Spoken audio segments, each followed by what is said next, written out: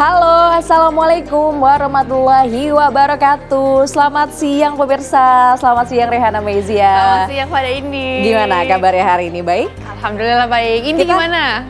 Saya juga baik. Semoga pemirsa yang lihat TV One pada siang hari ini juga baik ya dan juga sehat-sehat selalu. Amin. Dan pemirsa kita tentunya berjumpa lagi dalam program Apa Kabar Indonesia Siang bersama dengan saya Fahade Indi dan juga Rehana Mezia. Dan informasi menarik apa nih Rey untuk hari ini? Nah, kalau kita lihat ya di sosial media mungkin akhir-akhir ini juga ada informasi mengenai siswa yang bunuh diri. Terus kemudian juga meninggalkan wasiat. Sedih ya ini ya. Nanti kita akan hadirkan gimana sih pandangan dari psikolog mengenai kejadian ini. Tapi sebelum itu pemirsa kita hadirkan dulu informasi pertama untuk Anda. Ini mengenai kecelakaan maut terjadi di Jalan Raya Peternakan, Cengkareng, Jakarta Barat pada hari Kamis siang. Seorang pengendara motor yang bekerja sebagai kurir ekspedisi ditemukan tewas terlindas lantaran gagal menyalip truk yang bermuatan besi. Peristiwa dimulai saat korban bernama Tarsius. Ini yang berasal dari Jalan Makassar, Jakarta Timur melaju dari arah timur ke barat di Jalan Peternakan Raya. Setelah itu korban berusaha menyalip truk Fuso, namun naas pemirsa, ia diduga kehilangan keseimbangan hingga terjatuh dan terlindas roda belakang kiri truk yang melaju searah. Petugas kepolisian Laka Lantas Satuan Wilayah Jakarta Barat yang berada di lokasi langsung melakukan olah tempat kejadian perkara dan mengevakuasi korban. Jasad korban pun dibawa ke RSUD Tangerang untuk kepentingan otopsi.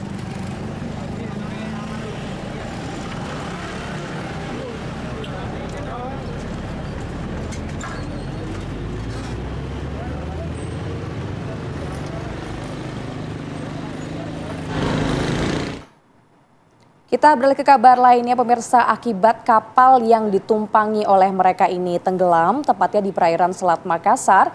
Ada 5 ABK KM Fadil Jaya 12 yang terombang-ambing di perairan Kabupaten Mamuju Tengah, Sulawesi Barat.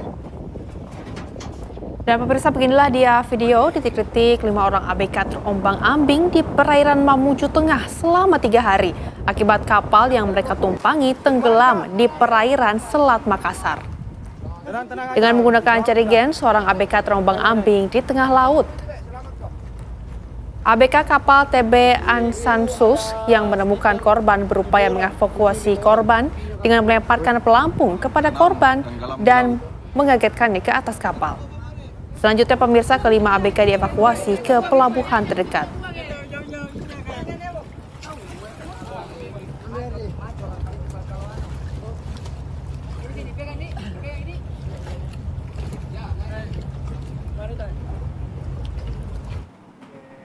Lantaran sakit hati ini pemirsa, seorang pemuda yang berada di Kabupaten Jambi tega membunuh pacarnya sendiri. Pelaku ini pemirsa tega menghabisi nyawa korban karena merasa diperas dan ditipu oleh korban yang sempat mengaku hamil.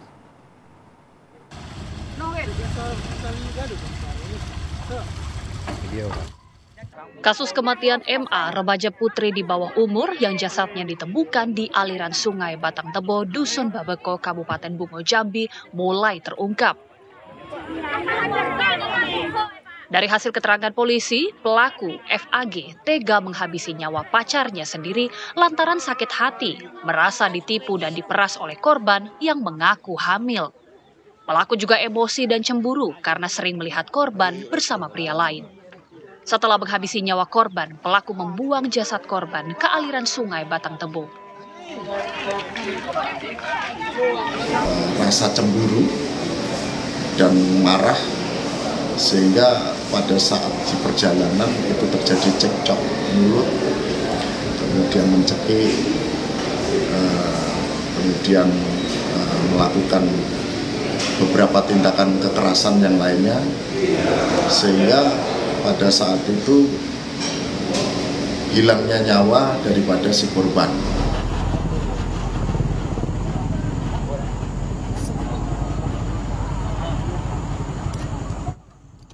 Kini pelaku sudah ditahan di Mapores Bungo untuk mempertanggungjawabkan perbuatannya. Dari Kabupaten Bungo Jambi, Darlianto, TV One mengabarkan.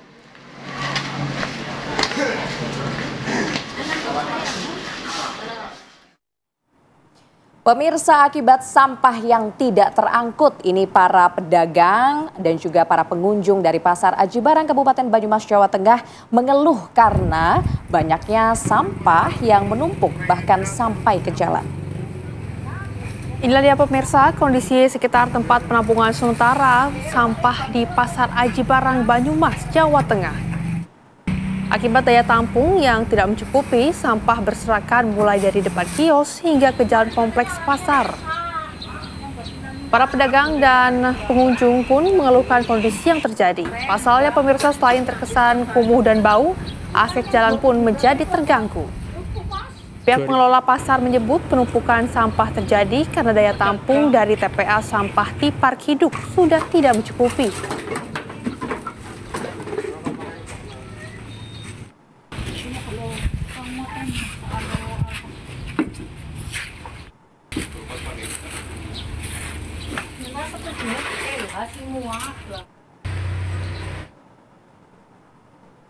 Proses evakuasi seorang pemudi, pemirsa, ini yang diketahui terjepit badan mobil berjalan secara dramatis. Ya, petugas pemadam kebakaran dibantu oleh warga sekitar bekerja ekstra hati-hati mengeluarkan korban yang tidak sadarkan diri.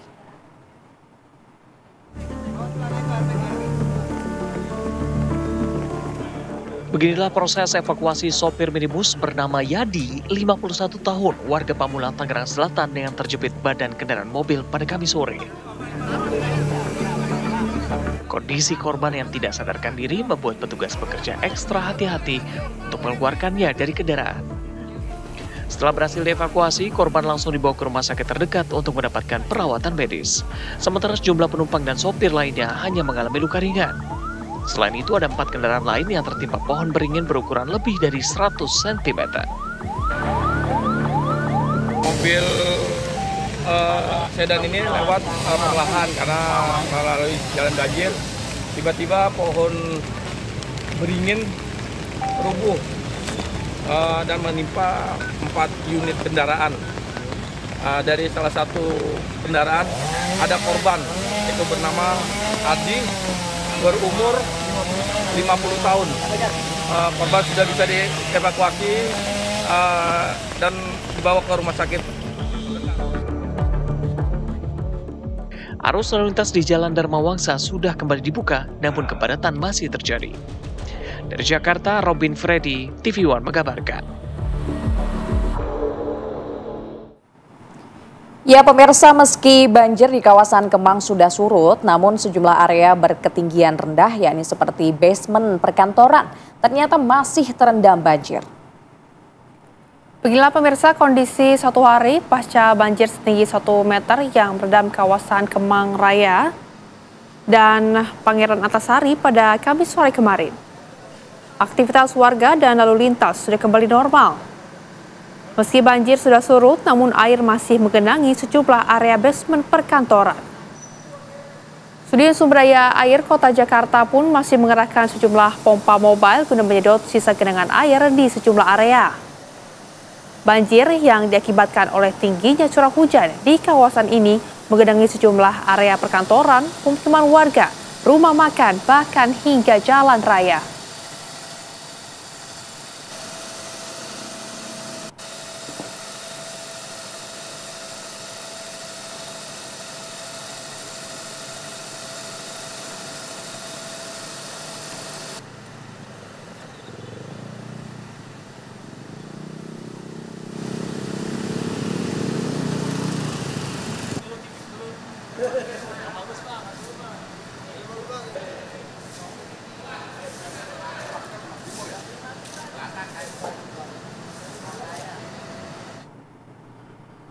Pemirsa, banjir bandang yang terjadi di Kabupaten Cisolok, Kabupaten Sukabumi ini membuat jembatan penghubung antara dua desa, yakni Desa Cikahuripan dan Desa Cisolok menjadi terputus.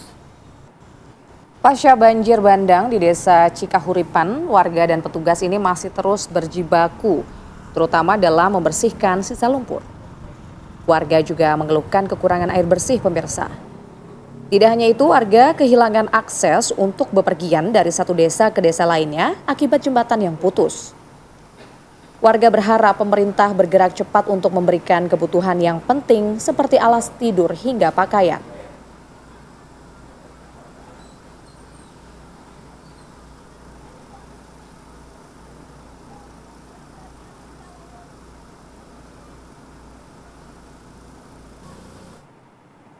Ya pemirsa, kita akan mencari tahu informasi terbaru dari dua wilayah, yakni Kemang Jakarta ada Brilian Syaheran dan juga dari Sukabumi Jawa Barat ada Putri Lestari. Kita terlebih dahulu akan memantau bagaimana kondisi saat ini pasca banjir di wilayah Sukabumi bersama dengan Putri Lestari. Putri, bagaimana kondisi terkini di Sukabumi? Kami dengar ini akses jalan antar desa terputus karena jembatan yang rusak akibat banjir. Apakah itu betul? Ya baik Pak Indi, Rehana dan juga pemirsa, betul sekali di tempat saya mengabarkan sekarang ini adalah di jembatan tempat terhubungnya antara dua desa, yakni Desa Cikahuripan dan juga Desa Sisolok yang terkena dari banjir bandang yang terjadi pada Senin lalu, di mana memang saat saya tadi berkomunikasi dengan warga sekitar yang menyebutkan bahwa memang jembatan ini merupakan jembatan utama yang digunakan dari Desa Cikahuripan menuju Desa Cisolok untuk bepergian seperti ke sekolah, lalu ke pasar, lalu para petani ini untuk bekerja juga melewati jalan ini. Dan mereka memang mengeluhkan bahwa jembatan ini merupakan jembatan yang utama, walaupun memang tadi sempat saya juga bertanya apakah memang ada jembatan atau jalan lain menuju desa dari Cikahuripan menuju Desa Cisolok ini memang ada, namun jaraknya jauh dan mereka juga mengeluhkan dari selain jarak yang jauh ini bahwa melewati jalan tersebut ini membutuhkan uang yang lebih. Dan tak hanya itu, baik Fahada Indi, Rehana dan juga pemirsa, bahwa yang saya lihat di lokasi sekarang ini tak hanya akses jalan yang atau jembatannya terputus, namun juga warga ini masih mengeluhkan dari kekurangan air bersih dikarenakan memang sehabis banjir bandang ini air bersih tidak ada di rumah mereka dan mereka memutuskan untuk membersihkan sisa-sisa barang atau pakaian ini di sungai yang ada di belakang saya ini, di Sungai Cisolok, di mana memang dari hari Senin hingga saat ini mereka masih membutuhkan air bersih dan juga masih kekurangan, belum mendapatkan air bersih yang berlimpah baik dari pemerintah ataupun dari sekitar sini. Dan juga selain itu, ada juga warga ini mengeluhkan adanya kekurangan bantuan yang tidak merata dikarenakan memang akses jalannya cukup kecil dan juga penuh lumpur dan juga banyak puing-puing bangunan sehingga memang kendaraan besar tidak bisa melintasi baik dari Desa Cikahuripan ini, sehingga memang bantuan yang diberikan baik dari relawan maupun dari pemerintah ini kurang merata.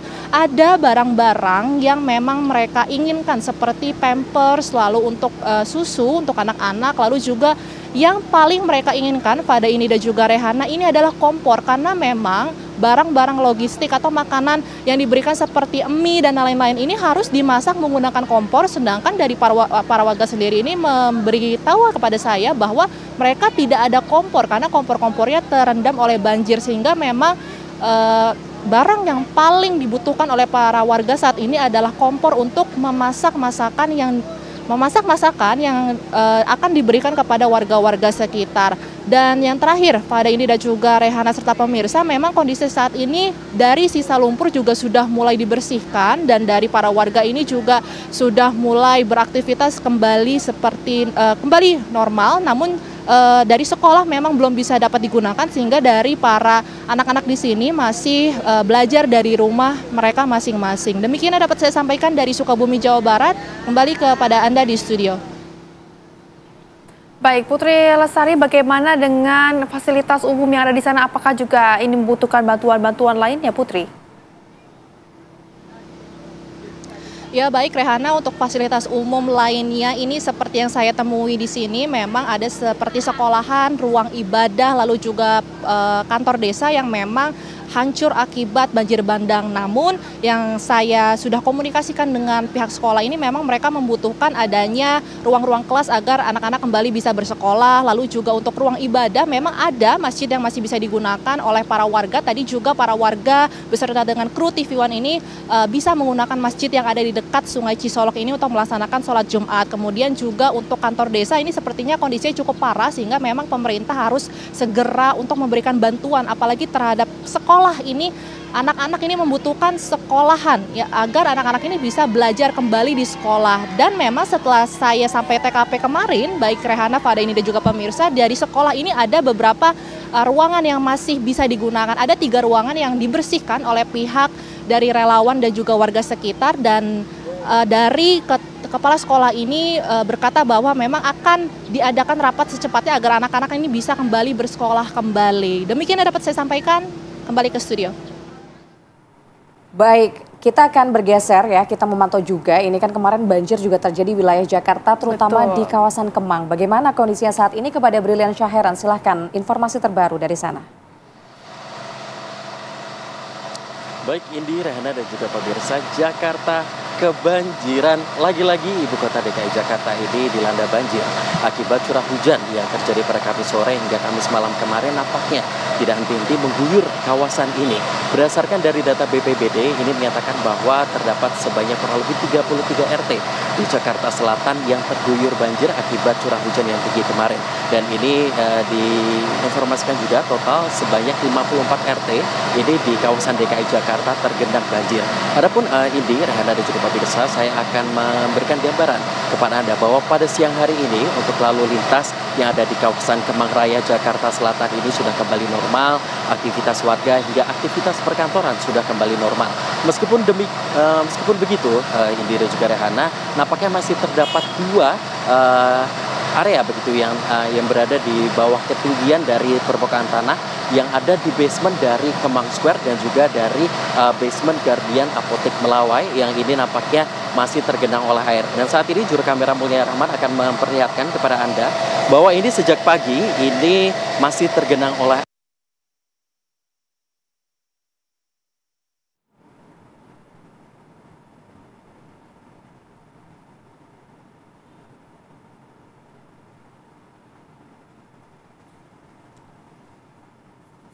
Ya, banjir sudah surut, namun petugas setempat ini melakukan, ya banjir sudah surut, namun petugas terkait ini melakukan penyedotan ya terhadap air yang ternyata masih mengenangi basement perkantoran yang ada di kawasan Kemang, Jakarta. Itu dia laporan dari Brilian Syahran, dan sebelumnya juga ada Putri Lestari dari Sukabumi, Jawa Barat. Kita akan beralih ke informasi lainnya, pemirsa. Kemarin sore banjir merendam wilayah pemukiman warga di Garut, Jawa Barat akibat luapan Sungai Cikabuyutan.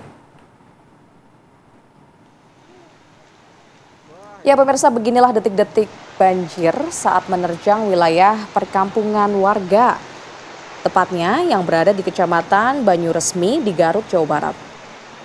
Banjir berasal dari luapan Sungai Cikabuyutan dengan cepat merendam permukiman di Kampung Sari Anten, Tarikolot, dan juga Kampung Lio pada Kamis petang. Tidak hanya wilayah permukiman saja pemirsa, banjir juga merendam sebuah sekolah.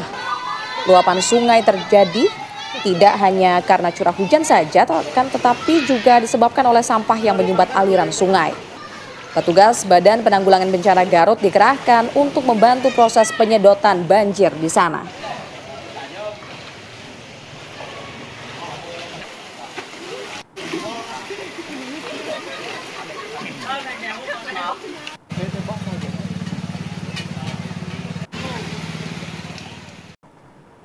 Ya pemirsa, Anda masih menyaksikan program Apa Kabar Indonesia Siang. Kita ke kabar dari Surabaya, Jawa Timur. Ini ada aksi main hakim sendiri yang terjadi di Surabaya, di mana warga membakar seorang pelaku pencurian kendaraan bermotor, tepatnya di hadapan polisi yang sedang berusaha untuk menyelamatkan dari amukan massa. Pelaku pencurian kendaraan bermotor dibakar oleh warga karena tertangkap tangan mencuri motor di Jalan Jojoran 3, Surabaya, Jawa Timur. Akibatnya pelaku yang berasal dari Kutisari, Surabaya mengalami luka bakar serius pada kaki, punggung, dan juga dada. Pelaku juga mengalami luka pada wajah akibat pukulan. Setelah api berhasil dipadamkan, pelaku diamankan petugas Polsek Gubek dan dilarikan ke Rumah Sakit Bayangkara, Polda Jatim untuk mendapatkan penanganan medis. Sementara itu pemirsa, dari keterangan saksi, pelaku mencuri motor warga setempat. Saat itu motor korban diparkir di rumah dan diambil oleh pelaku dan juga kepergok oleh korban yang langsung meneriakinya maling.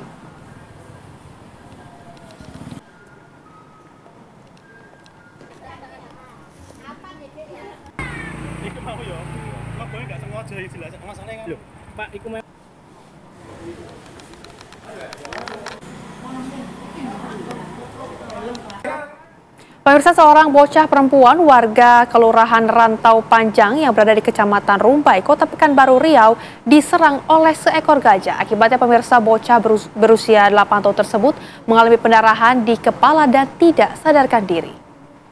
Apa namanya? Citra. Ya pemirsa, peristiwa ini terjadi di rumah korban yang berada di tengah kebun sawit. Sebelum kejadian, dirinya mendengar suara gaduh di depan rumahnya. Setelah pintu dibuka, ternyata ada sekelompok gajah di depan pintu rumahnya. Merasa terancam, sang ayah beserta dengan istri dan keempat anaknya mencoba melarikan diri melalui pintu belakang. Namun naas pemirsa, saat itu juga anak kedua korban bernama Citra terjatuh. Seketika itu juga seekor gajah langsung menyerang korban dan hampir dipijak oleh gajah itu.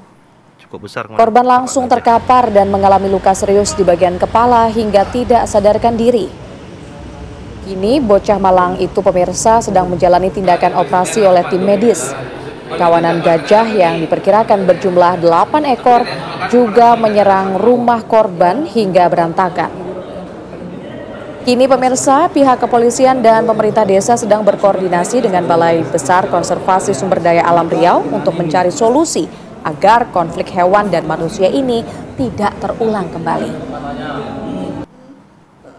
Anak kecil umur 3 SD kena pijak gajah. Apa namanya? Citra. Pemirsa, susah dan senang senantiasa dijalani bersama. Itulah hakikat pernikahan. Nah, baru saja menikah pemirsa, pasangan pengantin di Wonosobo, Jawa Tengah ini sudah diuji dengan cobaan berupa tanah longsor.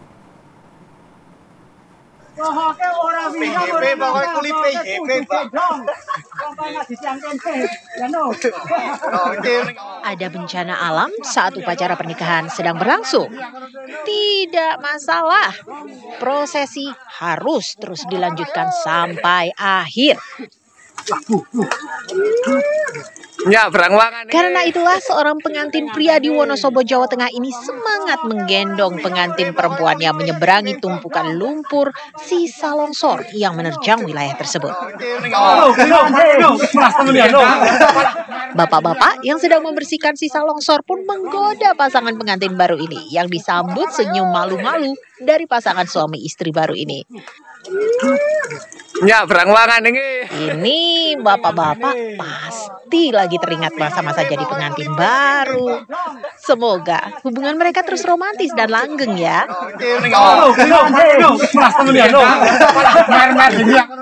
Memang kawasan Wonosobo sedang dilanda longsor kemarin. Menurut data BPBD Kabupaten Wonosobo, terjadi longsor di 10 titik wilayah Kecamatan Watu Malang. Dari Wonosobo, Jawa Tengah, Ronaldo Bramantio, TV One mengabarkan.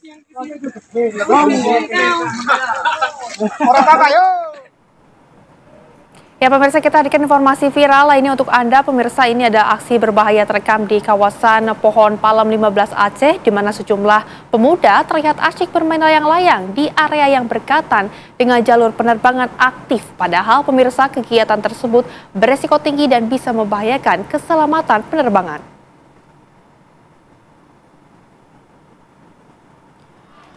Dalam video yang beredar, tampak beberapa pemuda menerbangkan layang-layang tak jauh dari pesawat yang tengah melintas. Sebelumnya, petugas sudah mengingatkan, bermain layangan di area jalur udara aktif dapat mengganggu lalu lintas penerbangan serta mengancam keselamatan penumpang. Namun hal itu tidak dipatuhi oleh masyarakat sekitar.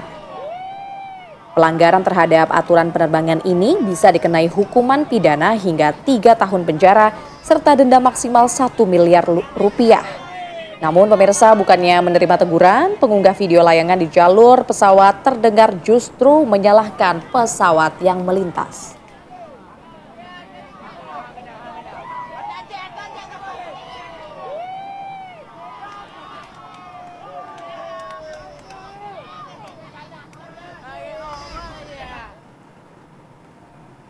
Pemirsa, aksi mulia seorang sopir angkot viral di media sosial setelah memberikan tumpangan secara gratis kepada sejumlah anak sekolah dasar. Nah, sikap tulus sang sopir ini pun menuai pujian dari warganet karena dinilai mencerminkan kepedulian dan juga keikhlasan. Dalam video yang beredar, pemirsa, tampak anak-anak sekolah dasar menaiki angkot.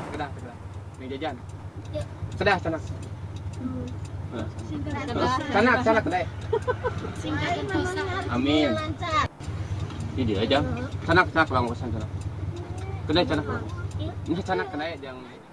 Saat anak-anak tersebut akan turun, pemirsa, sang sopir justru tidak menerima bayaran dan mengatakan agar uangnya digunakan untuk jajan. Tindakan sederhana itu menyentuh hati banyak orang dan dianggap sebagai wujud ketulusan dan empati di tengah kerasnya kehidupan kota. Aksi sopir ini pun viral dan mendapat ribuan serta pujian dari warganet.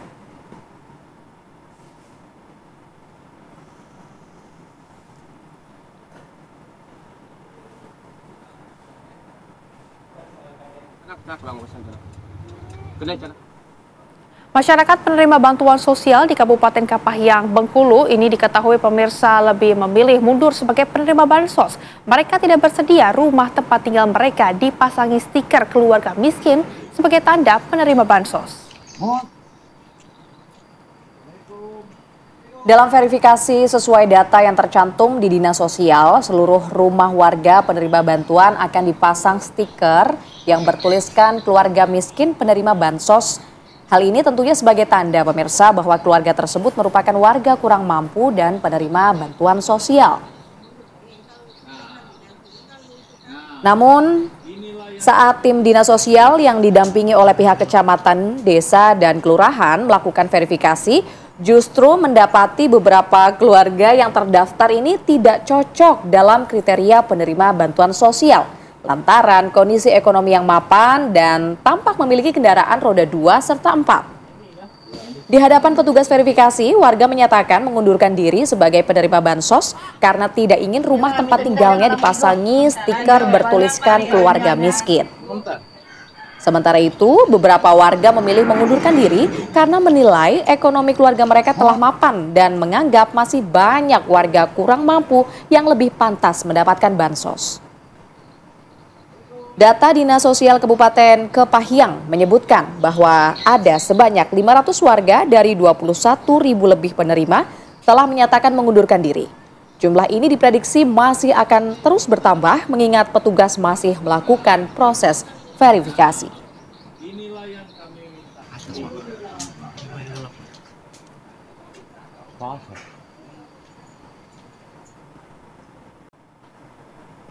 Anda kembali bersama kami di Apa Kabar Indonesia Siang.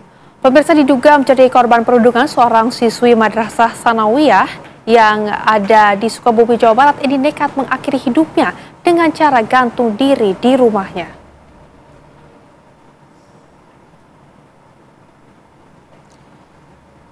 Suasana duka menyelimuti rumah siswi Madrasah Sanawiyah Negeri berinisial AK yang usianya ini 14 tahun pemirsa, yang ditemukan tewas gantung diri di rumahnya di Kecamatan Cikembar, Kabupaten Sukabumi, Jawa Barat. Pihak keluarga tidak menyangka jika korban nekat mengakhiri hidupnya dengan cara yang tragis. Di rumahnya, keluarga menemukan secari kertas bertuliskan tangan yang berisi curahan hati korban. Dalam surat itu, korban menuliskan pesan tentang perasaannya selama ini yang mengaku sering tersakiti oleh perkataan dan sikap dari teman-temannya di kelas. Korban mempunyai keinginan untuk pindah sekolah karena tidak tahan dengan suasana kelas yang tidak nyaman. Bahkan ada pula kalimat yang menguatkan dugaan bahwa korban mengalami perundungan di sekolah. Pihak sekolah sendiri menyebut jika korban merupakan anak berprestasi serta aktif di berbagai kegiatan sekolah. Pihak sekolah pun membantah adanya indikasi perundungan terhadap korban. Keluarga korban sudah melaporkan kejadian tersebut ke pihak kepolisian.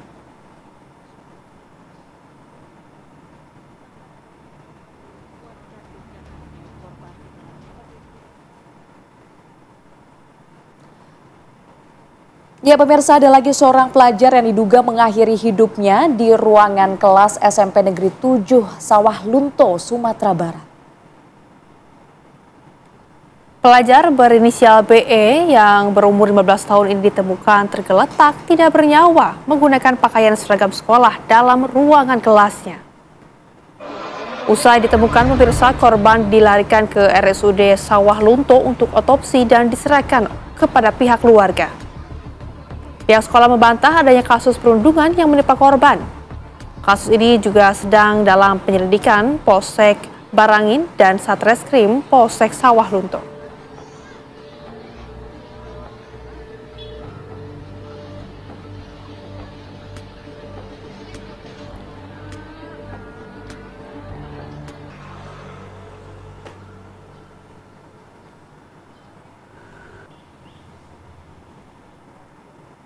Lalu pemirsa, mengapa kasus bunuh diri pada pelajar ini kian marak? Untuk menjawabnya sudah hadir bersama dengan kami ada Bapak Aris Adi Leksono, selaku Komisioner KPAI, dan juga Ibu Hanifah Hasna, selaku praktisi parenting. Dan kita tentunya akan terlebih dahulu ke KPAI.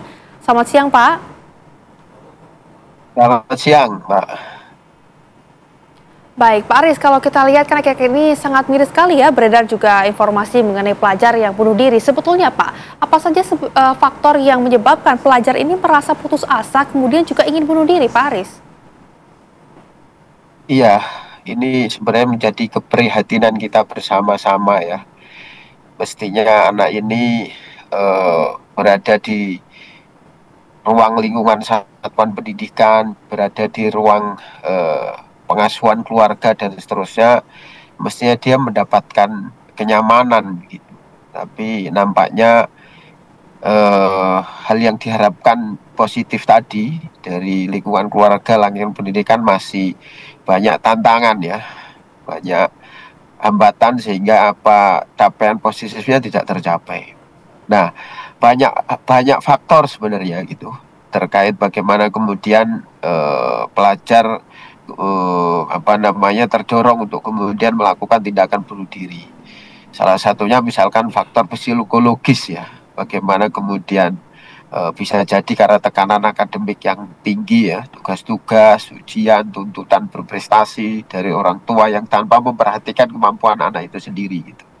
Dan juga bisa jadi kesehatan mental anak itu terganggu gitu, sehingga dia merasa gagal, merasa rendah diri ya, atau kehilangan hidup yang bermakna. Nah, gangguan-gangguan mental yang lain dan yang terbaru kasus seperti di Sukabumi itu, kalau kita lihat surat wasiatnya atau surat catatannya begitu, ada dugaan perundungan atau bullying, dan kami juga sudah menurunkan tim ke sana untuk terlibat di dalam pendalaman apa yang menjadi faktor utamanya. Jadi yang pertama bisa jadi karena faktor psikologis tadi begitu. Yang kedua adalah bisa jadi karena faktor sosial, kurangnya dukungan dari keluarga misalkan teman ya, atau lingkungan di sekolahnya itu begitu. Dan bisa juga karena misalkan konflik keluarga seperti broken home ya, kekerasan di rumah tangga, atau kurangnya komunikasi antara orang tua dan anak itu sendiri gitu. Bahkan data terakhir menunjukkan kelekatan atau bonding anak kepada orang tua ini juga menjadi catatan di situasi pengasuhan kita selama ini begitu. Dan data juga menunjukkan ada situasi fatherless ya, ketidakhadiran seorang ayah. Saya kira itu kan juga berpengaruh terhadap bonding, kelekatan ya, sehingga dukungan terhadap kesehatan mental anak kita tidak optimal begitu karena fatherless tadi. Nah, tentu patut menjadi perhatian adalah faktor digital ya, faktor digital, bagaimana pengaruh interaksi anak dengan gadget HP yang berlebihan gitu, sehingga dia akan gampang terpapar dengan konten-konten negatif ya, dan seterusnya begitu. Ya Mbak, gimana? Ya Pak Aris, tapi kalau dari KPAI sendiri dapat membantu mungkin mencegah kasus pelajar bunuh diri ini dengan cara-cara seperti apa Pak? Ya, kami sudah memberikan beberapa rekomendasi karena melihat situasi kesehatan mental anak Indonesia yang cenderung tidak baik-baik saja karena tantangan pengasuhan, karena tantangan adiksi gadget dan seterusnya begitu. Beberapa hal yang kemudian sudah kita sampaikan untuk mencegah bagaimana terjadinya kasus bunuh diri ini. Pertama, misalkan kami melakukan advokasi kebijakan gitu. Bagaimana kemudian salah satunya ya di dalam cek CKG itu, program CKG, program cek kesehatan gratis yang oleh pemerintah itu kemudian menyertakan tes kesehatan mental. Dan tentu kami sebagai lembaga pengawasan juga melakukan langkah-langkah ketika ada misalkan kasus semacam ini. Kami melakukan kolaborasi, koordinasi, mendorong agar pemerintah berperan, pemerintah daerah khususnya berperan langsung untuk memberikan pendampingan kepada keluarga korban, ya kan, kemudian memberikan bantuan sosial hingga kemudian pulih. Karena kalau itu tidak dilakukan, maka bisa jadi trauma dan bisa jadi akan kemudian menghambat bagaimana kemudian situasi keluarga-keluarga korban itu. Dan tentu untuk mencegah dalam konteks agar tidak terjadi lagi perlu memaksimalkan edukasi, sosialisasi ya, bagaimana kemudian pentingnya keterlibatan orang-orang terdekat ya dari anak itu, keluarga maupun sekolah untuk memberikan dukungan psikis ya di saat kerentanan anak yang menyangkut tantangan-tantangan kesehatan mental ini begitu. Lakukan edukasi dan seterusnya secara masif. Baik Pak, ini artinya penting sekali adanya kolaborasi dan juga tadi ya untuk antisipasi pencegahannya seperti apa. Pak Aris, tahan dulu, kami juga akan bertanya kepada Mbak Hanifah. Mbak, ini kan tadi juga sudah dijelaskan ya bahwasannya ini terdapat ada banyak sekali faktor, tapi sebetulnya kalau misalkan kita lihat apa saja sih gejala-gejala atau tanda-tanda yang mungkin ini bisa menunjukkan bahwa seorang anak sedang mengalami kesulitan secara mental? Ya, baik. Terima kasih Mbak Nadia dan Mbak Indi, Mbak Rehana dan Mbak Indi. Seperti yang disampaikan oleh Pak Aris tadi, benar sekali bahwa ada kondisi-kondisi mental anak yang ternyata tidak terdeteksi secara dini baik oleh orang tua maupun lingkungan, bahkan sekolah sekalipun. Nah, sebetulnya tanda-tandanya memang sangat halus, tapi ketika kita peka, tanda-tanda itu nyata adanya gitu ya. Yang pertama kali yang paling sering terlihat adalah anak jadi kehilangan kesukaannya atau kegemarannya. Jadi yang biasanya anak itu suka bergaul, sekarang jadi menarik diri. Kenapa dia menarik diri? Karena walaupun dia tidak menarik diri pun, dia sudah merasa teralienasi, dikucilkan, dianggap tidak layak gitu ya. Dia pun juga menyelami itu bahwa aku memang tidak layak, aku adalah anak yang berbeda dan lain-lain. Yang kedua, penurunan motivasi belajar. Yang biasanya dia happy gitu ya, yang biasanya dia berprestasi, yang kita tahu anak ini adalah anak yang berprestasi, menjadi mengalami penurunan. Nah, yang ketiga, biasanya anak mengalami psikosomatis, di mana kondisi psikologis yang berubah menjadi kondisi fisik. Jadi kita mau ke sekolah, tiba-tiba sakit perut, sakit kepala, dan lain-lain. Nah, kondisi-kondisi ini yang sebetulnya yang paling tahu harusnya adalah orang tua. Tapi ketika orang tua punya kesibukan yang lain dan tidak bisa menjadi orang tua yang hangat dan lekat, kondisi ini menjadi kondisi yang diabaikan dan dianggap sebagai sesuatu yang sangat-sangat biasa. Pola tidur dan pola makan terganggu. Ada yang tidurnya jadi menjadi sulit atau bahkan tidur terus-terusan karena dia tidak berdaya. Pola makannya juga demikian. Ada anak yang emotional eating. Jadi ketika dia marah, ketika dia sedih, ketika dia merasa direndahkan, larinya adalah ke makan atau tidak makan sama sekali. Jadi perubahan-perubahan seperti ini sebetulnya yang sangat-sangat bisa dilihat gitu ya. Lalu kita lihat lagi bagaimana pergaulannya. Kalau sekolah sampai bilang tidak ada perundungan, berarti harus ada asesmen kepada teman-temannya. Apakah dia memang menarik diri? Jangan-jangan sekolah tidak memperhatikan. Karena pada dasarnya guru di kelas itu paham sekali siapa yang berpotensi menjadi pelaku, siapa yang berpotensi menjadi korban. Dan bahkan sekolah atau guru juga harusnya mampu bagaimana kondisi anak-anak, apakah memilih menjadi bystander, yaitu penonton saja yang tidak melakukan apapun terhadap teman-temannya yang melakukan bullying. Seperti itu, Mbak. Ya, berarti orang tua ini penting ya untuk peka terhadap perubahan-perubahan sekecil apapun terhadap anaknya. Nah, kemudian apa Mbak Hanifah yang dapat orang tua ini lakukan untuk membantu anak yang mungkin sedang mengalami kesulitan mental? Iya, baik. Yang pertama pasti melakukan penerimaan terhadap perasaan. Pada dasarnya yang banyak terjadi ketika seorang anak mengadukan masalahnya kepada orang tua itu justru memberikan nasihat. Padahal anak ini tidak membutuhkan nasihat, dia membutuhkan penerimaan, dia membutuhkan rangkulan, dia membutuhkan support gitu ya. Jadi yang pertama adalah membaca bahasa tubuhnya, menamai perasaannya dan merangkul bahwa kita akan menghadapi bersama. Ini yang jarang sekali orang tua lakukan, sehingga anak merasa di sekolah dia dibully, di rumah dia merasa tidak aman.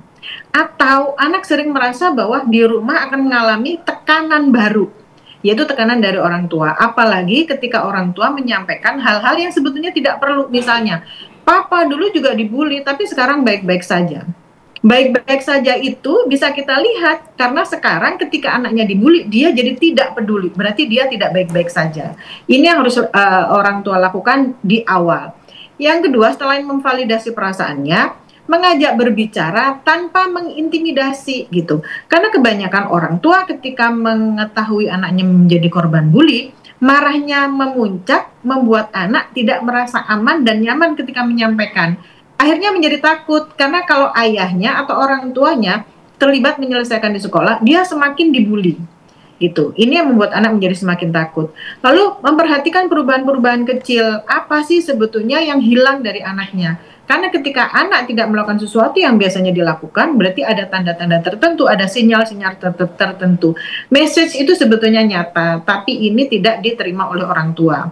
Lalu kalau memang sudah sangat parah dan orang tua tidak bisa membantu menyelesaikan, jangan malu menghubungi konselor, psikolog, atau profesional yang bisa membantu anak sehingga bisa menyelesaikan permasalahannya dan tidak memilih untuk mengakhiri hidupnya. Karena pada dasarnya anak yang mengakhiri hidupnya itu bukan semata-mata ingin mati, maaf dengan bahasa kasar. Dia hanya ingin menghentikan penderitaannya. Hanya saja orang-orang abai, orang-orang lalai, orang-orang tidak mau support. Demikian, Mbak. Oke, baik. Artinya ini perlu adanya ruang aman dan juga nyaman bagi anak itu sendiri. Mbak Hanifah, ini ditahan dulu, kami juga akan menanyakan kembali kepada Pak Aris selaku KPAI. Pak, ini kan kalau kita lihat ya, kasus bunuh diri ini rata-rata terjadi pada siswa dan juga masih sekolah juga ini, Pak. Apa sih sebetulnya peran sekolah dalam mencegah kasus dan juga menangani kasus pelajar yang bunuh diri ini, Pak? Iya, mestinya sekolah harus menerapkan pendekatan namanya early warning system. Dalam bentuk apa? Melakukan deteksi dini ya terkait gejala-gejala penurunan kesehatan mental begitu. Kalau ada perubahan perilaku anak agak murung, dia agak menyendiri dan seterusnya, mestinya harus kemudian dideteksi lebih awal. Ketika itu sudah bisa deteksi, maka kemudian sekolah memberikan layanan melalui pendekatan guru, ya kan, kalau di sekolah ada BK, memberikan respon, mengajak ngobrol, dan seterusnya. Sehingga si anak ini akan kemudian merasa ada support sistemnya. Nah, dengan demikian, dia akan kemudian pulih, mampu bergaul secara baik, mampu beradaptasi sosial dengan baik, mampu mengekspresikan apa yang kemudian menjadi minat bakatnya, begitu, dan berinteraksi dengan yang lain juga secara baik-baik, secara normal saja. Nah, kemampuan untuk kemudian melakukan deteksi dini ini penting ya terhadap situasi anak, sehingga intervensinya akan tepat. Dari situ kemudian apakah membutuhkan dukungan dari temannya, ataukah membutuhkan dukungan dari gurunya atau dari orang tuanya. Nah, itu akan terbaca kalau kemudian sekolah melakukan deteksi dini. Nah, kalau sudah tahu persoalannya, ya kan, maka diintervensi dengan cara-cara yang tepat, dengan pendekatan-pendekatan yang tujuannya untuk kemudian mengarah kepada pemulihan, agar si anak tadi kemudian tidak terus terbawa ya pada situasi emosi yang enggak stabil, pada situasi dirinya misalkan merasa terintimidasi, merasa dibully dan seterusnya. Nah, ini menurut saya menjadi sangat penting bagaimana sekolah menerapkan early warning system ini, deteksi dini ini dengan intervensi yang tepat, pendampingan yang tepat, termasuk menghadirkan support system dalam proses pemulihan dan intervensinya itu tentu diharapkan sampai pulih gitu, sampai betul-betul anak ini secara mental betul-betul pulih, betul-betul sehat kembali dan emosionalnya stabil. Semacam itu. Sekolah jadi layer penting ya Pak untuk melakukan deteksi dini. Nah, kembali lagi ke Mbak Hanifah. Tadi Mbak Hanifah juga menyebutkan bahwa tidak ada masalah begitu ya kalau ternyata membutuhkan bantuan dari pihak lainnya nih seperti psikolog untuk melakukan mungkin terapi. Nah, tapi sebenarnya jenis terapi yang efektif untuk anak yang mengalami kesulitan mental ini seperti apa, Mbak Hanifah? Oke, baik. Sebetulnya terapi paling baik itu adalah terapi yang dilakukan oleh orang tuanya ya, karena bagaimanapun juga anak setiap hari berinteraksi dengan orang tua. Jadi yang awal harus diterapi itu justru adalah bagaimana cara orang tua memperlakukan anak-anak gitu. Nah, tapi ketika dia harus mendapatkan terapi, yang pertama pasti cognitive behavioral therapy, di mana seorang anak harus bisa merubah energi negatifnya atau perasaan negatifnya atau pola pikir negatifnya menjadi sesuatu yang positif dan dia jadi merasa dirinya bahwa aku layak hidup damai, aku tidak layak untuk mendapatkan bully, aku bisa meminta tolong kepada siapapun dan aku kuat. Ini yang harus dilakukan. Yang kedua, bisa menerapi dengan cara menyembuhkan bagaimana cara dia mengelola emosinya. Karena bagaimanapun juga yang terjadi ketika anak dibully adalah anak ini jadi kehilangan cara untuk menerima emosinya. Bahkan dia bingung dengan perasaannya. Apakah aku memang layak dibully? Apakah aku tidak layak untuk menyampaikan perasaanku? Karena semua orang selama ini menolak perasaannya dan menganggap ketika dia merasa tersiksa itu sebuah kebaperan yang nggak penting semata. Nah, ini cara-cara untuk meregulasikan emosinya. Family therapy tentunya juga diperlukan bagaimana orang tua bisa membantu anak-anaknya untuk membuat dia lebih nyaman. Nah, kemudian peer support group temannya. Seperti itu, Mbak. Baik, mudah-mudahan ini juga bisa menjadi catatan bagi kita semua. Terima kasih Mbak Hanifah Hasna dan juga Pak Aris sudah berbincang bersama dengan kami di Apa Kabar Indonesia Siang, dan ini juga tentunya menjadi pelajaran bagi kita semua agar kasus ini tidak terulang kembali. Terima kasih, selamat kembali beraktivitas. Anda kembali bersama kami di Apa Kabar Indonesia Siang. Pemirsa, donasi logistik untuk masyarakat Pati Bersatu atau MPB terus berdatangan jelang sidang paripurna penyampaian hasil pansus hak angket pemakzulan Bupati Pati.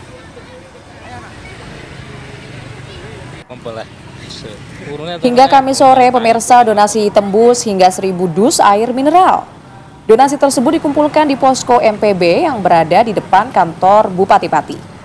Salah satu anggota MPB mengaku pihaknya tidak menggalang donasi, namun bantuan masyarakat terus mengalir. Donasi air mineral ini berasal dari warga di sejumlah kecamatan di Kabupaten Pati. Donasi ini pun nantinya diperuntukkan logistik bagi massa masyarakat Pati Bersatu untuk mengawal sidang paripurna pemakzulan Bupati Pati Sudewo yang digelar di gedung DPRD Kabupaten Pati pada hari ini.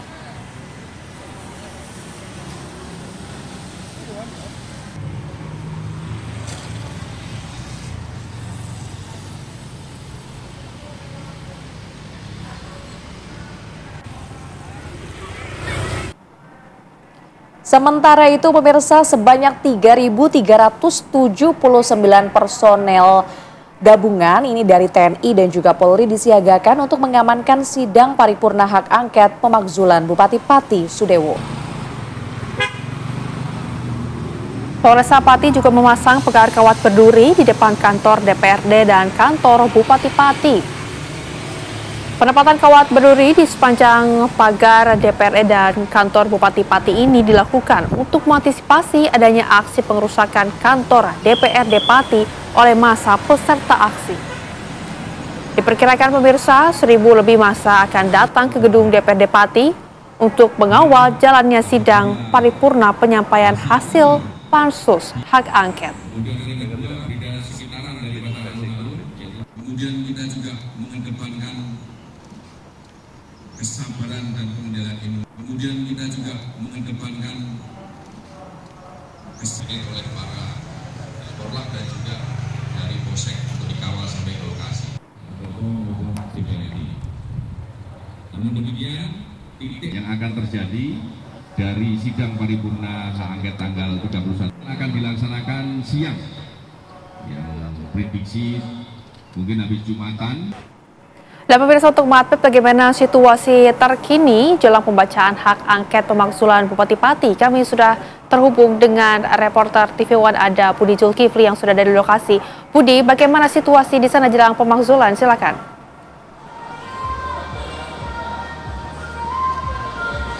Ya, siang ini kami berada di sekitar kawasan DPRD Kabupaten Pati, Jawa Tengah, di mana hari ini seperti yang kita ketahui, DPRD Pati menggelar sidang paripurna di mana Pansus Hak Angket Pemakzulan Bupati Pati akan menyampaikan hasil kerja dari pansus tersebut setelah mereka bekerja mulai Agustus kemarin hingga pada Oktober ini.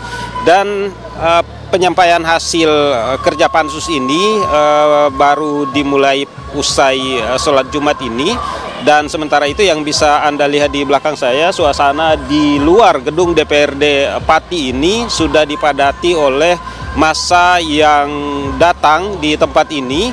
Mereka ini kalau dari pantauan kami adalah merupakan massa yang sebelumnya berunjuk rasa, di mana mereka menyampaikan tuntutan mereka agar Bupati Pati Sudewo dimakzulkan oleh DPRD Pati Jawa Tengah. Dan dari informasi yang kami terima bahwa kemungkinan massa akan semakin banyak datang ke kawasan alun-alun DPRD Pati ini untuk menjaga langsung, memantau langsung proses sidang paripurna yang sementara berlangsung di dalam gedung DPRD Pati. Sementara dari pihak aparat kepolisian sendiri, dari pantauan kami memang melakukan upaya pengamanan yang sangat ketat di tempat ini. Ada barikade kawat berduri sudah dipasang di ruas jalan yang mengarah ke gedung DPRD Pati untuk menghalangi massa menuju ke lokasi gedung DPRD.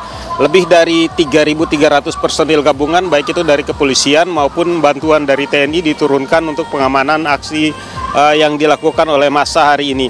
Memang ada beberapa hal yang dikhawatirkan karena sebelumnya beredar informasi bahwa yang akan datang ke tempat ini bukan hanya massa dari warga yang menuntut pemakzulan Bupati, namun dari pendukung Bupati Pati Sudewo juga akan datang ke tempat ini. Namun sejauh ini dari pantauan kami di lokasi sekitar gedung DPRD Pati saat ini, yang sudah ada di tempat ini adalah massa yang merupakan elemen masyarakat yang sebelumnya menuntut agar Bupati Pati dimakzulkan atau dilengserkan begitu. Kita tahu bahwa DPRD Kabupaten Pati sudah bekerja sejak Agustus kemarin, di mana Pansus Hak Angket sudah memanggil berbagai pihak, mulai dari pejabat daerah, kemudian dari sejumlah saksi-saksi yang dianggap bisa memberikan kesaksian mereka untuk mendukung tuntutan pemakzulan Bupati tersebut. Dan pada tahap akhir Bupati Pati Sudewo juga sudah dihadirkan oleh Pansus Hak Angket untuk diminta keterangannya. Nanti hasil yang akan disampaikan dalam sidang paripurna hari ini bukan merupakan hasil yang final, karena harus diserahkan lagi ke Mahkamah Agung, dan kemudian nanti Mahkamah Agung yang akan memutuskan apakah rekomendasi tersebut, misalnya jika rekomendasi dinyatakan bahwa Bupati Pati dimakzulkan misalnya, ini masih tetap akan menunggu keputusan dari Mahkamah Agung apakah itu bisa diterima atau tidak sebelum menjadi ketetapan hukum yang pasti begitu. Untuk sementara beginilah suasana yang bisa kami kabarkan siang ini dari Pati, Jawa Tengah. Kembali ke Jakarta. Pemirsa, Anda masih menyaksikan Apa Kabar Indonesia Siang. Ini ada kabar mengenai Presiden Republik Indonesia, yakni Prabowo Subianto, yang menghadiri konferensi tingkat tinggi atau KTT Kerjasama Ekonomi Asia Pasifik, yakni APEC 2025 yang digelar di Gwangju, Korea Selatan. Presiden Prabowo tiba di lokasi konferensi sekitar pukul 9.44 waktu setempat dan disambut hangat oleh Presiden Korea Selatan, Lee Jae-myung. Dua pemimpin negara kemudian mengabadikan momen pertemuan ini dengan sesi foto bersama sebagai simbol persahabatan. Presiden Prabowo bersama pemimpin negara APEC lainnya kemudian mengikuti sesi pertama APEC Economy Leaders Meeting, dan dalam sesi ini pemirsa, Presiden Prabowo diagendakan untuk menyampaikan pandangan dan gagasan mengenai langkah-langkah strategis untuk membangun kawasan Asia Pasifik. Pertemuan para pemimpin negara ini juga membahas ketahanan rantai pasok global, transisi energi berkelanjutan, dan tata kelola ekonomi digital.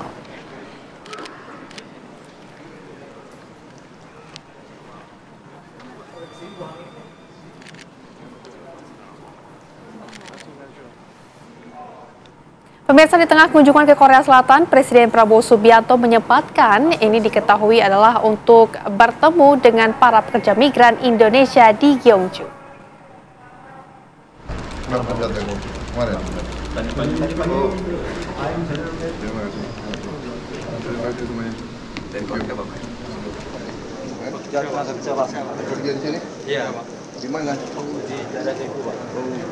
Ya pemirsa, nampak kehangatan terjalin antara Presiden dengan para pekerja migran. Para pekerja migran pun mengaku pemirsa jika pertemuan dengan Presiden Prabowo ini menjadi momen yang berkesan.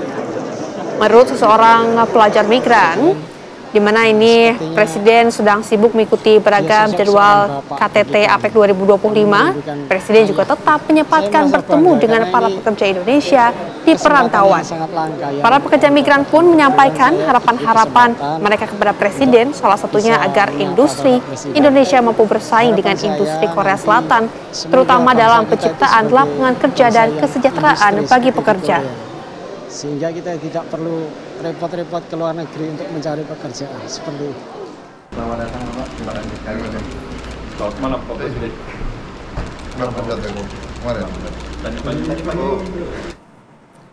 Dan pemirsa, sudah ada reporter kami yang saat ini berada di Korea Selatan. Kita langsung akan tanyakan bagaimana agenda APEC 2025 untuk hari ini. Kita tanyakan kepada reporter Fatimah Albar di lokasi.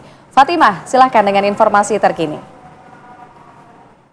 Ya, Fahada, Rehan, dan juga pemirsa, memang sejak kemarin Presiden Prabowo Subianto tiba di Gyeongju, Korea Selatan, dan tadi pagi sudah dimulai segala rangkaian kegiatan KTT APEC 2025 yang diselenggarakan di Gyeongju, Korea Selatan, di mana sekitar pada pukul 9.44 waktu Korea Selatan, Presiden Prabowo Subianto tiba di venue KTT APEC dan langsung disambut oleh Presiden Korea Selatan. Dan usai disambut oleh Presiden Korea Selatan, dilanjutkan dengan sesi bersama, dilanjutkan kemudian dengan meeting, di mana meeting tersebut merupakan APEC Economic Leaders Meeting, dan dalam meeting tersebut dihadiri puluhan negara, sekitar 21 kepala negara yang tergabung dalam APEC yang ikut hadir di Korea Selatan. Dan memang pada meeting tersebut dibuka dengan pidato dari Presiden Korea Selatan, kemudian dilanjutkan dengan secara tertutup. Dan tadi meeting tersebut sudah selesai dan Presiden Prabowo Subianto melanjutkan serangkaian kegiatan agenda lainnya, di mana memang Presiden Prabowo Subianto diagendakan untuk melakukan meeting bilateral dengan sejumlah kepala negara. Dan untuk saat ini, tepat pada pukul 4 sore tadi, waktu Korea Selatan, Presiden Prabowo Subianto sudah melangsungkan atau sedang dilangsungkannya pertemuan bilateral dengan Perdana Menteri Selandia Baru, yaitu Christian Lukson, yang dimana saat ini sudah berlangsung. Tadi kami juga sempat menanyakan kepada Menko Erlangga apa saja target-target dari pertemuan bilateral meeting ini antara Presiden Indonesia dengan Perdana Menteri Selandia Baru. Memang ada sejumlah target-target di mana memang untuk persentase investasi dari Selandia Baru ini perlu ditingkatkan, terutama di bidang agriculture, kemudian beberapa hal lainnya yang menguatkan investasi antara New Zealand dan Indonesia. Dan saat ini pertemuan masih digelar secara tertutup, nantinya akan tanyakan langsung kepada Presiden Prabowo Subianto apa saja hasil dari bilateral meeting antara Indonesia dengan Perdana Menteri Selandia Baru. Sementara itu kembali ke Baik, Fatimah Albar, terima kasih atas laporan Anda langsung dari Korea Selatan. Dan kami juga ingin tahu, Fatimah Albar, apa saja sebetulnya pembahasan-pembahasan ataupun ini dari negara-negara yang hadir dalam APEC ini, Fatimah, apa saja yang dibahas? Kalau memang dari APEC ini ada sejumlah hal yang dibahas mengenai ketahanan pangan, kemudian juga sustainable economy, sustainable energy, kemudian juga mengenai AI, dan berbagai macam hal mengenai ekonomi kreatif yang memang dibahas dalam KTT APEC ini. Namun juga memang Rehana dan juga pemirsa, yang tak kalah menarik adalah pertemuan bilateral, di mana pertemuan bilateral ini terjadinya pertemuan atau dialog secara private antara kepala negara seperti yang dilangsungkan saat ini antara Presiden Prabowo Subianto dengan Perdana Menteri New Zealand atau Selandia Baru. Selain itu juga kami ingin menginformasikan bahwa tadi Menko Erlangga juga menyampaikan bahwa Selandia Baru ini merupakan mitra yang strategis, di mana Selandia Baru ini merupakan domisili dari CPTPP, di mana CPTPP sendiri merupakan Comprehensive and Progressive Agreement for Trans-Pacific Partnership. Dan memang saat ini Indonesia sudah atau mulai mengajukan diri untuk menjadi anggota tetap dari CPTPP. Jadi dukungan dari Selandia Baru sangatlah penting agar Indonesia bisa menjadi anggota tetap dari CPTPP. Sementara itu. Baik, Fatimah Albar, terima kasih sekali atas informasinya langsung dari Gyeongju, Korea Selatan. Ya pemirsa, ini pemimpin bisnis dari 21 negara Asia Pasifik hadir di KTT APEC 2025. Dalam kesepakatan ini pemirsa dimanfaatkan Kamar Dagang Indonesia untuk menarik investasi. Asia Pasifik itu ada sekitar 55% dari penduduk dunia di sini. Perdagangan dan juga investasi itu ada 50% daripada perdagangan dan investasi dunia. Nah, belum lagi di sini ini merupakan suatu kawasan yang Indonesia bisa menjadi suatu kekuatan, di mana pemimpin-pemimpin bisnis dari 21 ekonomi akan bertemu. Nah, di sini besok kita akan melaporkan kepada 21 pemimpin negara di Asia Pasifik untuk menyampaikan bahwa pentingnya satu, perdamaian dan kestabilan, dan yang kedua juga relasi antara bisnis dan pemerintah, dan yang ketiga juga bagaimana kita bisa berkolaborasi baik dari sisi perdagangan, investasi, tapi juga untuk meningkatkan kapasitas manusia, terutama di era teknologi, di era ekonomi hijau dan lain-lain. Terima kasih pemirsa, Anda masih bersama kami. Pemirsa, polisi gagalkan upaya pengiriman 4 orang calon pekerja migran Indonesia atau PMI non-prosedural beserta 1 orang pengurus yang rencananya akan diberangkatkan ke Kamboja.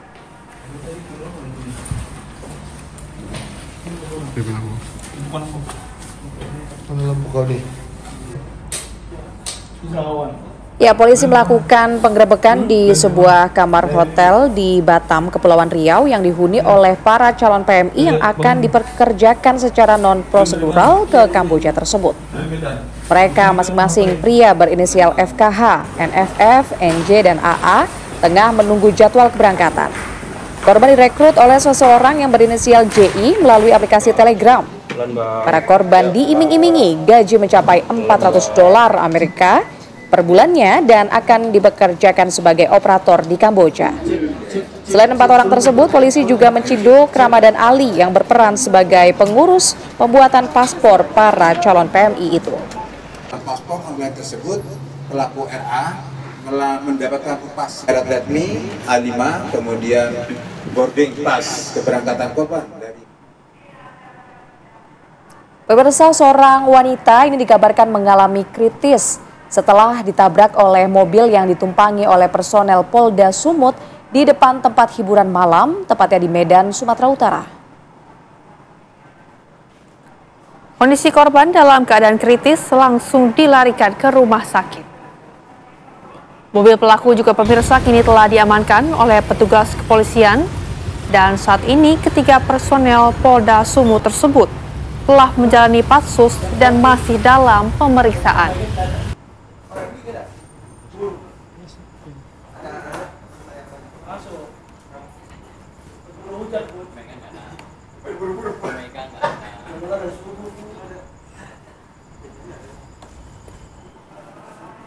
Dan pemirsa, informasi tadi juga sekaligus penutup jumpa kita di Apa Kabar Indonesia Siang. Saya Rehana Mezia.